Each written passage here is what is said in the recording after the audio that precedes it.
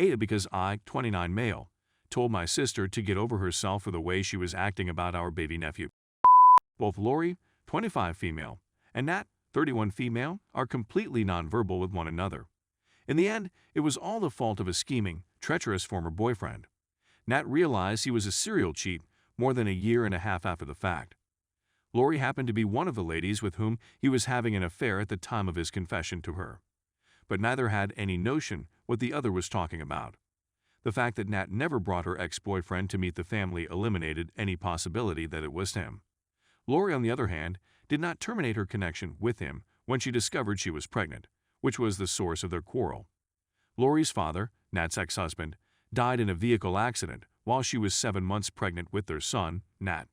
4 months have passed since the birth of my nephew. However, Lori is not faring as well as she may be. PPD was discovered to exist in her. She had been getting aid, but there had been an unforeseen occurrence, and she is just not in the right location at the right time right now. I'm 29-year-old male, now caring for my nephew, and have been doing so for more than 2 months while my mother is with Lori and her family. For the next 3 weeks, Nat will be staying with me, and she isn't having a good time. She doesn't interact with my nephew at all, which is fair considering the fact that he is a baby and that I am responsible for him. But the way she acts, it's a source of irritation for me.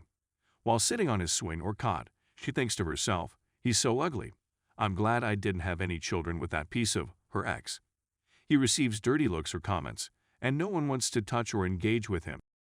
His hunger will lead him to scream, and she will urge him to shut up already, or that he whines worse than X's name, among other things.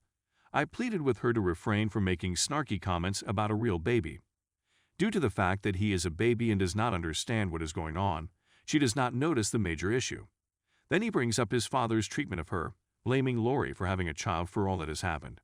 It's true that she is free to feel whatever she wants about our sister, but I don't like her animosity toward my nephew. The problem isn't even that she doesn't like babies.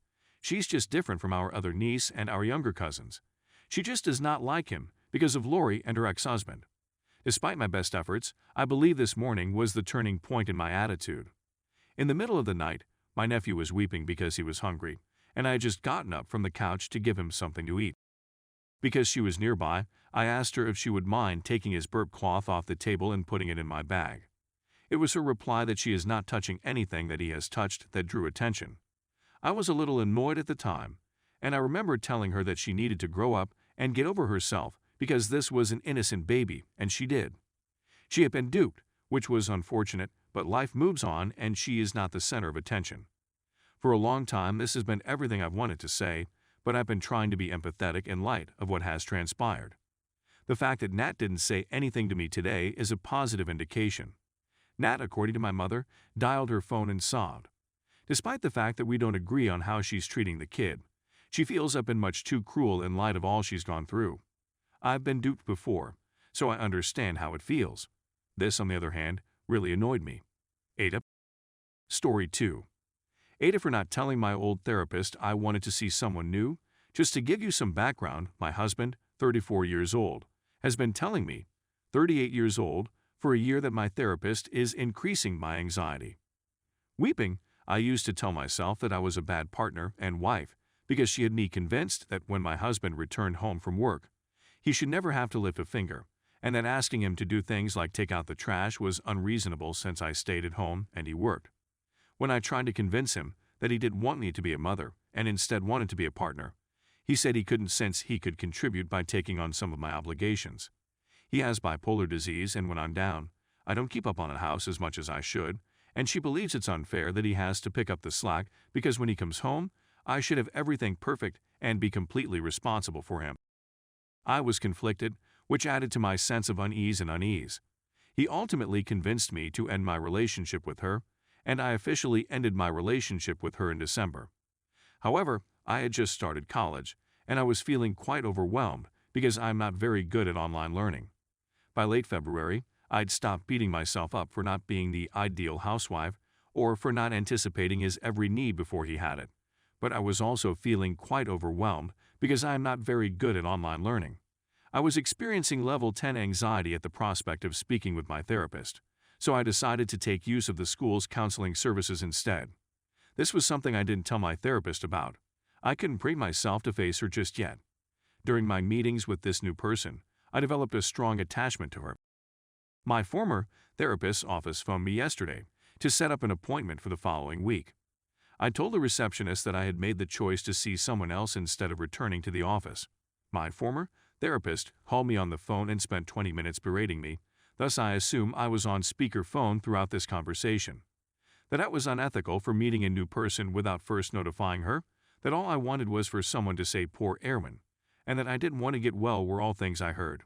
The fact that she now knew how my husband feels when I shut down because I had done the same to her, the fact that I was rude, and the fact that I just didn't like how she delivered the harsh facts. Then she said she'd talk with my therapist, who works in the same office, and he may terminate me as a result of my behavior.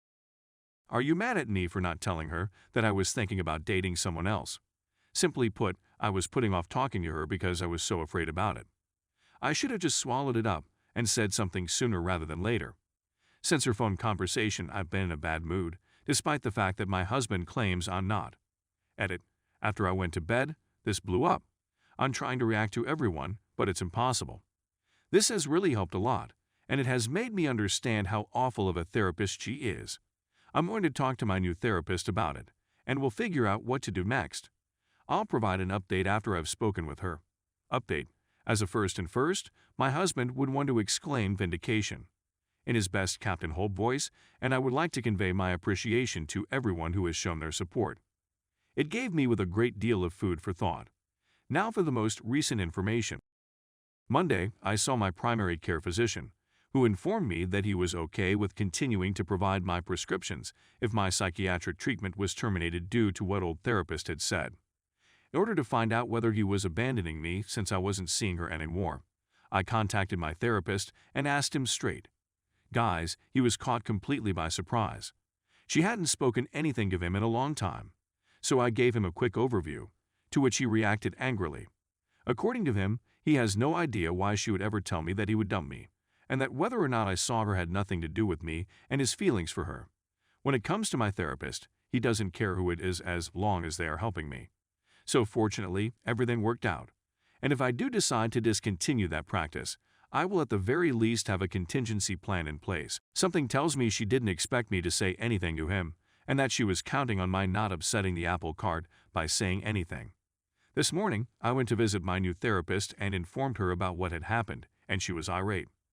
Several of the points she raised were reinforced by her, including the notion that old therapist was manipulating me in treatment, the notion that sharing all of this with other people present is a major HIPAA violation, and the notion that old therapist was the unethical one, not me.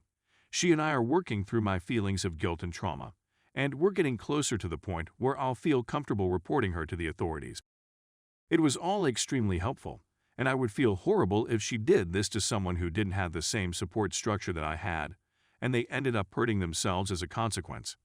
I simply need some space to go through some of the old feelings that this has resurfaced for me throughout the process. Once again, thank you so much.